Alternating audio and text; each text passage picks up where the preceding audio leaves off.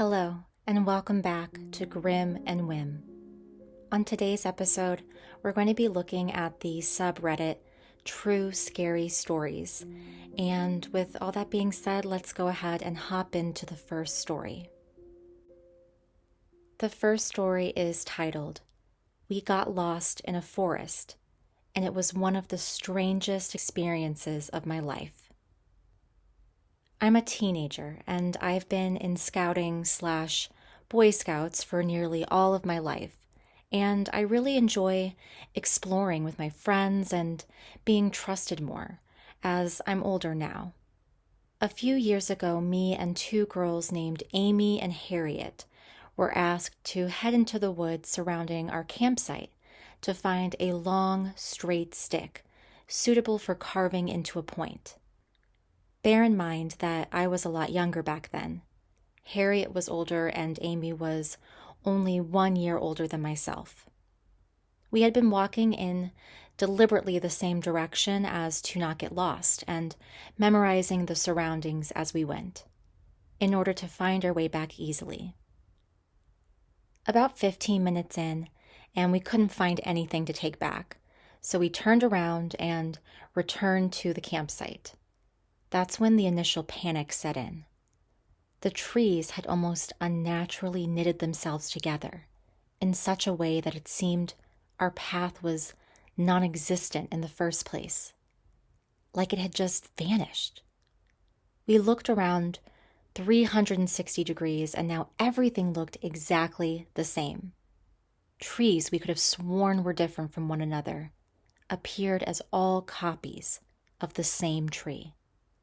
We kept walking in what we thought to be the correct direction, while shouting for help, and we eventually came to a concrete path, almost like a road, but very thin, separating the forest, splitting it into two.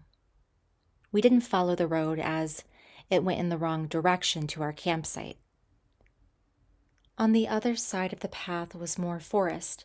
However, nearby was an abandoned shack, likely used for storage or whatever else.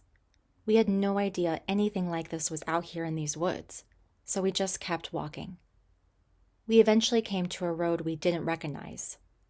A woman wearing a pink and purple regatta outdoors coat walked past, and we frantically asked her for the direction to our campsite, as by now, according to our watches and Harriet's phone, we'd been walking for an hour and a half.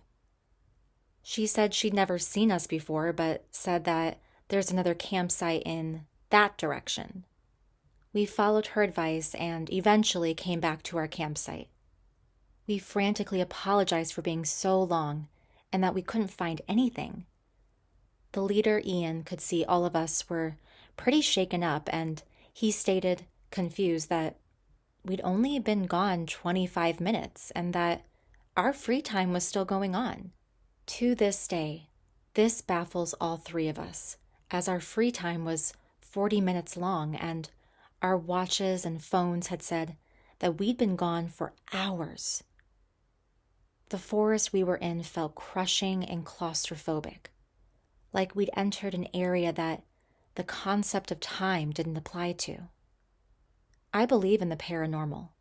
However, this was so unlike anything I've ever experienced. It literally was like we'd been in a time vortex or something, and that hours in the forest were only minutes in the rest of the world. The feeling was very strange, and it stuck with me for the rest of camp.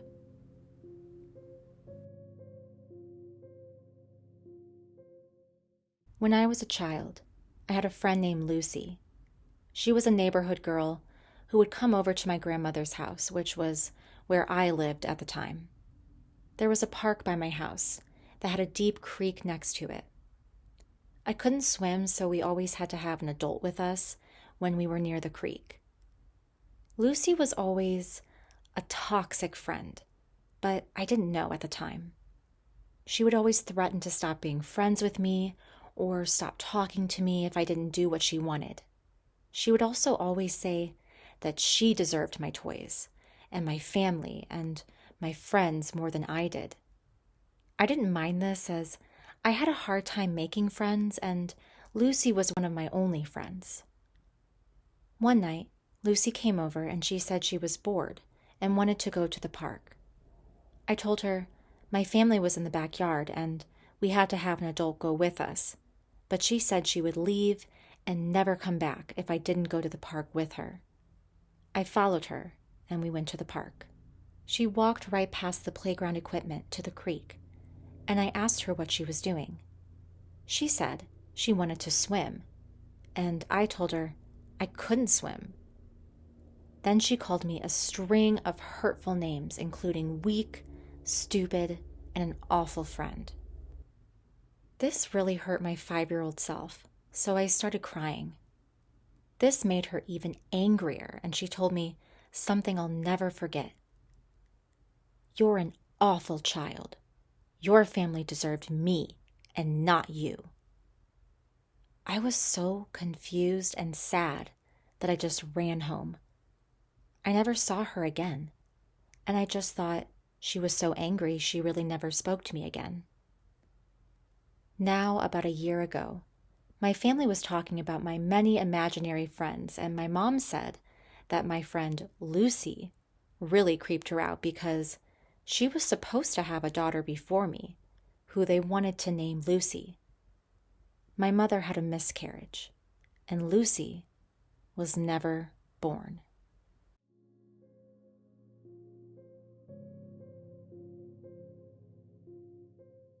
I've only told this story to my closest friend. I live in the deep woods in southern Missouri. The nearest civilization outside a trailer house down the road is a gas station town a couple miles away. I've lived here since I was about 6 months old and spent my days in the woods. I don't remember a time where I didn't know the winding paths and clearings like the back of my hand. There were always stories of something in the woods. A local tribesman told tales of a spirit that wandered the woods at night. I was deeply invested in stories of ghosts and monsters and that sort of stuff, so the tribesman's tale was pretty run-of-the-mill. I didn't think much of it until a few years ago. One night, around 2010, I was walking the usual trail and got a feeling that something wasn't right. It was like I was walking 3 feet behind my body. It was the sound of a snapping branch that brought my body and mind back together. But it wasn't a twig or a small limb. It was a large oak branch about as wide as me. It hit the ground with a hard thud. After that, the woods became completely silent. No owls or coyotes howling, not even the night breeze. The only sound was my own stunned breathing. Out of the darkness, 2 glowing yellow eyes looked directly at me from the shadows. They were several yards down the trail, yet they seemed several feet off the ground. A low, thundering growl came from the same direction. It was like the growl of a tiger mixed with a bear. I wanted to run back home, but my legs wouldn't budge. My breathing picked up and became more and more like gasping for air. The growling stopped as the creature started to turn around and go deeper into the woods, showing me its form in the moonlight. It didn't seem of this world. I can only describe it as a black mountain lion with the head and body the size of a grizzly bear. It looked like it hadn't eaten in a month. It was nothing more than skin and bones. Only when I was alone again in the woods would my legs let me sprint back home and lock myself in my room with my survival knife.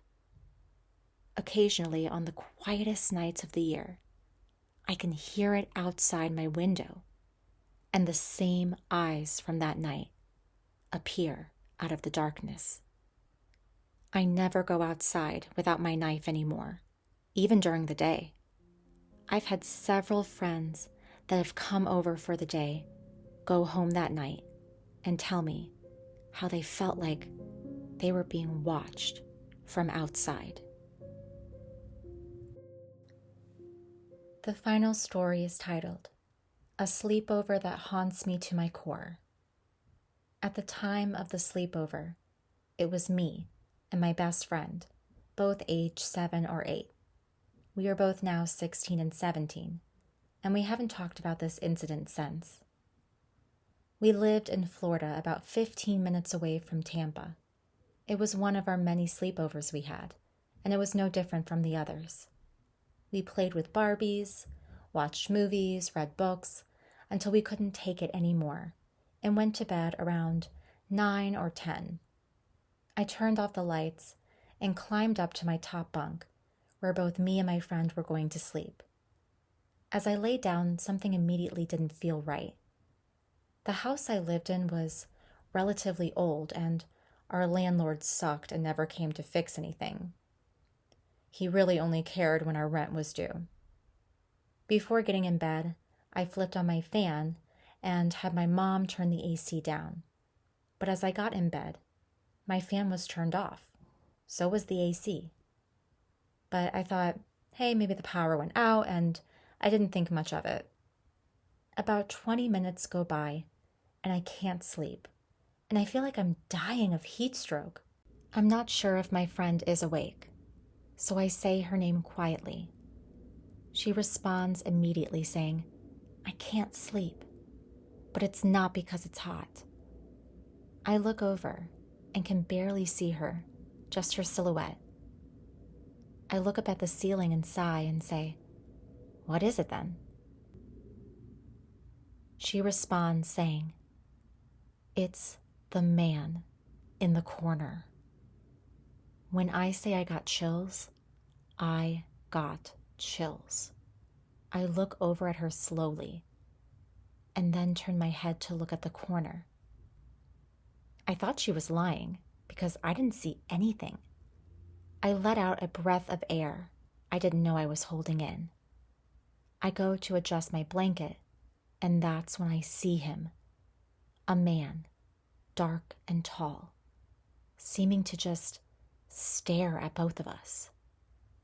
I immediately grip my friend's hand and close my eyes hard. We have to get my mom, I whispered, and I felt my friend nod. But we both laid there, unable to move. All of a sudden, I feel the movement of someone climbing up the ladder and crawling slowly. The blankets moved with the movement, and I slowly opened my eyes to watch the man slowly starting to crawl towards us.